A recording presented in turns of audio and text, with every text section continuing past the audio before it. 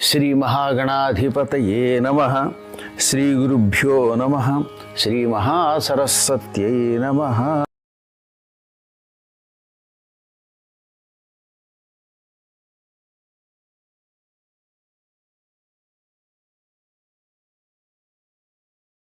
ఆ ఇంద్రకృత లక్ష్మీ స్తోత్రం అంటారు దీన్ని. దేవీ భాగవతంలో ఇంద్రకృత లక్ష్మీ స్తోత్రం నవమ స్కంధంలో 42వ అధ్యాయంలో ఉంటుంది. అపూర్వ స్తోత్రం.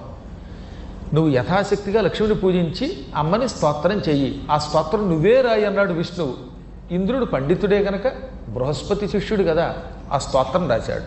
ఆ స్తోత్రం మీకు వినిపిస్తాను, మీరు శ్రద్ధగా వినండి. ఓం నమః కమలవాసిన్యై నారాయణ్యై నమో నమః. కృష్ణప్రియాయై సతతం మహాలక్ష్మ్యై నమో నమః. పద్మపత్రేక్షణాయై చ పద్మాస్యాయై నమో నమః. పద్మాసనాయై పద్మిన్యై వైష్ణవ్యై చ నమో నమః. సర్వసంపత్స్వరూపిణ్యై సర్వారాధ్యై నమో నమః. హరిభక్తిప్రదాత్ర్యై చ హర్షదాత్ర్యై నమో నమః.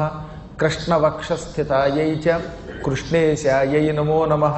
చంద్రశోభాస్వరూపాయై రత్నపద్మే చ శోభనే సంపత్యధిష్టాతృదేవ్యై మహాదేవ్యై నమో నమః.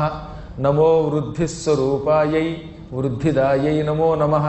వైకుంఠే యా మహాలక్ష్మీ యా లక్ష్మీ క్షీరసాగరే స్వర్గలక్ష్మీ ఇంద్రగేహే రాజ్యలక్ష్మీ నృపాలయే గృహలక్ష్మీశ్చ గృహిణాం గేహే చ గృహదేవత సురభిస్సాగరే జాత దక్షిణాయజ్ఞకామిని అదితిర్దేవమాతాత్వం కమలా కమలాలయ స్వాహాత్వంచ హవిర్దానే కవ్యదానే స్వధా స్మృత త్వం హి విష్ణుస్వరూపా చ సర్వాధారా వసుంధర శుద్ధసత్వస్వరూపా త్వం నారాయణపరాయణ క్రోధహింసా వర్జితా చ వరదా శారదా శుభ పరమార్థప్రదా త్వం చ హరిదాస్యప్రదా పరా యయా వినా జగత్సర్వం భస్మీభూతమసారకం జీవన్మృతంచ విశ్వంచ శస్యత్సర్వం యయా వినా సర్వేషాంచ పరామాత సర్వబాంధవరూపిణి ధర్మార్థకామమోక్షాణాం త్వంచ కారణరూపిణి యథా మాతా స్తనాంధానాం శిశూనాం శైశవే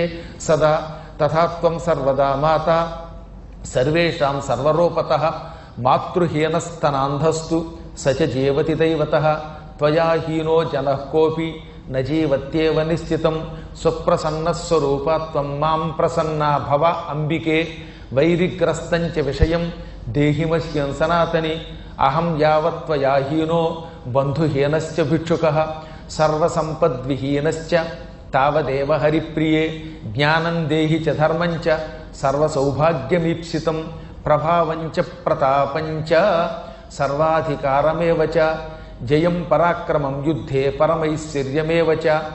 ఇది మహేంద్రుడు చేసినటువంటి గొప్ప స్తోత్రం.